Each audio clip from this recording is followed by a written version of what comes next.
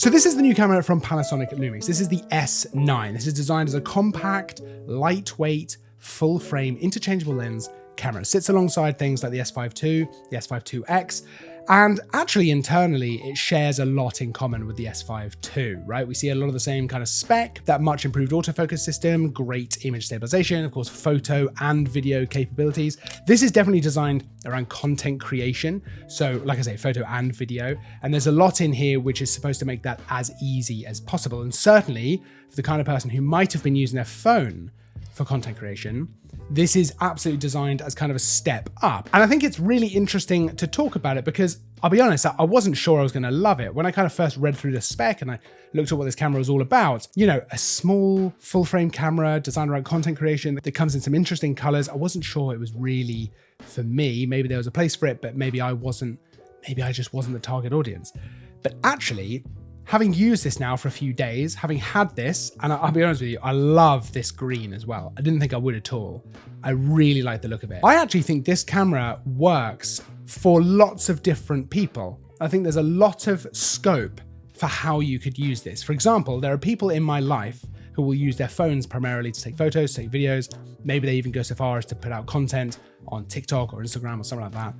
And absolutely, if they wanted a step up in quality, they wanted a step up in versatility to a degree, this would be very difficult to ignore as one of the better options to do that. For that kind of person, this is so easy to jump into because you are just using the screen, right? There's no EVF to think about. So you are using it a little bit like you would use your phone. The screen rotates completely around, so you've got a lot of freedom there, all good, but you're getting that full frame sensor quality, 24 megapixels. You're getting interchangeable lenses, so you can actually change things out and shoot the way you want to shoot.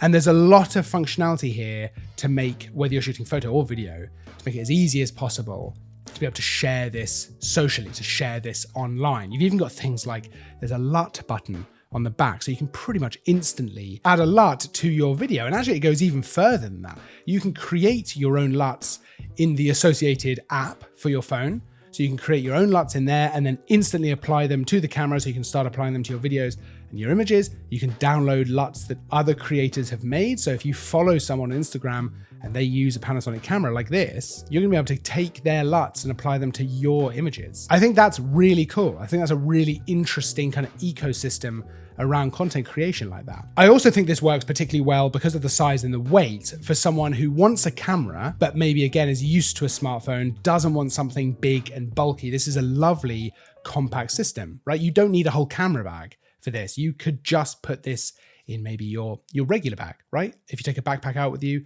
this would even fit if you've got a reasonably big coat pocket and maybe a little bit of a smaller lens.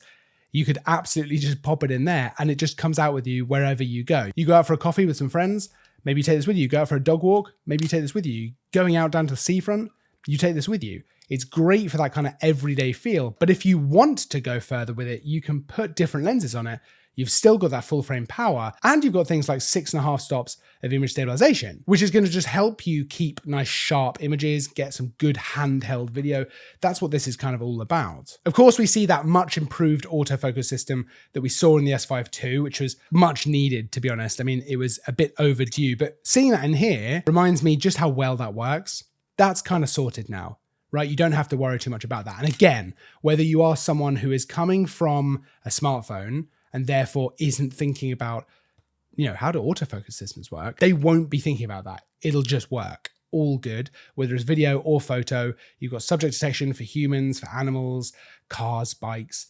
It's all going to just work really nicely. Same goes for someone like me who might still be interested in this camera as their kind of everyday camera. Maybe I don't want to take out my big camera, right? My main camera that I use for work. So I shoot professionally, photos and videos. I do this stuff. I do lots and lots of things.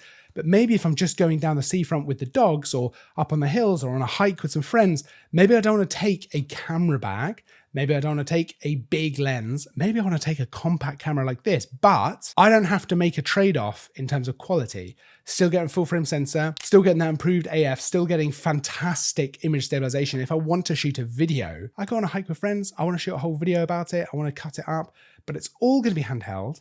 and it's all going to be nice and smooth. It would be easy to dismiss this as a step up from a smartphone. And in some ways it kind of is, right? Because for some people, that is what this will be. They'll be going from a smartphone to this.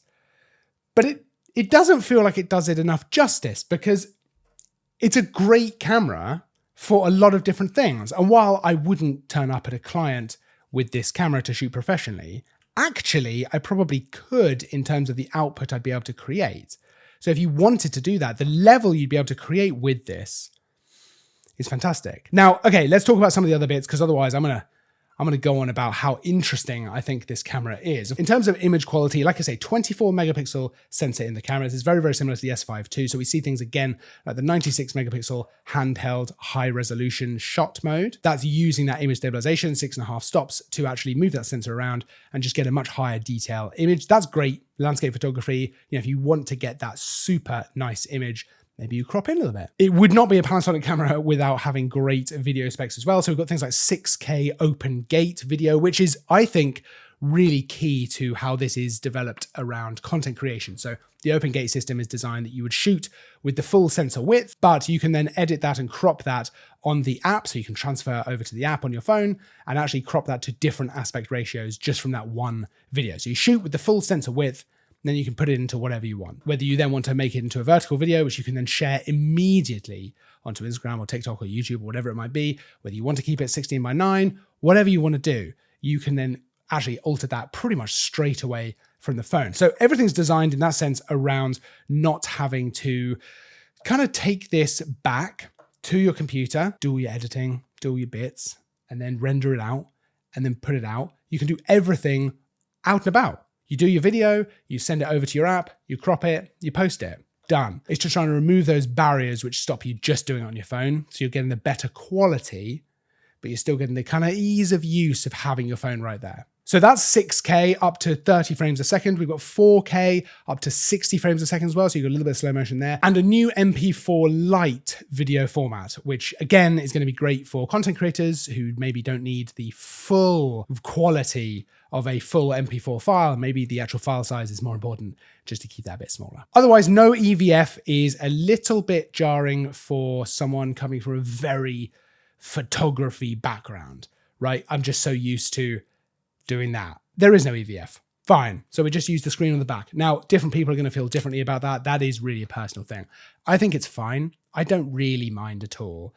Like I say, I'm used to an EVF, so I'm kind of expecting an EVF, but it's fine to use the screen. I think for a lot of people who are going to come from a phone, this makes perfect sense. It also keeps the camera nice and small. It also keeps it kind of sleek, right? And speaking of which, you've just got your one mode dial on the top. Otherwise, it's shutter. You've got your record button there and a few controls on the back. Otherwise, it's pretty straightforward. I mean, you've got the connections on the side here, and you've got USB-C, which you can use for data transfer or for charging, which I also think makes a lot of sense, right? It's not exactly new these days to charge your camera via USB-C, but it's the way you would charge your phone. So for this kind of camera, it makes perfect sense. To kind of sum all that up, like I said earlier in the video, I really didn't expect to like this camera nearly as much as I have, and I'm kind of blown away by it. I think Panasonic have actually kind of nailed this. It's a really, really lovely, compact, full-frame camera. I'm really into it. I could see myself actually having one as a second camera, as my weekend camera, as my going out camera. But it's wild because I would still probably end up using it for some other stuff, right? A second camera for these videos, right? A second camera to take out and about with me, to take product shots out and about. There's a lot of scope for how you want to use this, and I think that's really impressive. Now you can check out all the different colors, green, blue, red, black, and they look so much better than that sounds like they would look. You can check out all of them, all the full spec, the pricing, everything you want to know by clicking the link down in the description to go and see all the fun stuff. And there's loads of it. Don't forget to like and subscribe as well, because there's new stuff all the time. I will see you in the next video, but until then, as always, thanks for watching.